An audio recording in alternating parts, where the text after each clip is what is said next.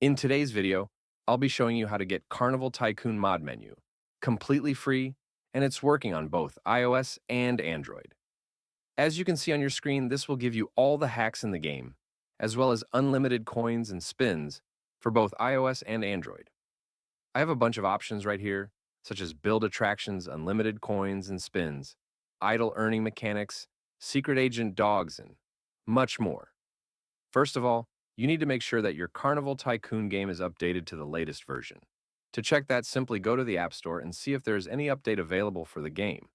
If not, then you are good to go. The next thing you need to do is to simply head over to the pinned comments down below.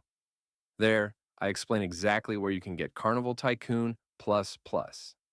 So, just head over to the pinned comments, leave a like if this method worked for you at the end, and that's it. See you all in the next video. Bye bye.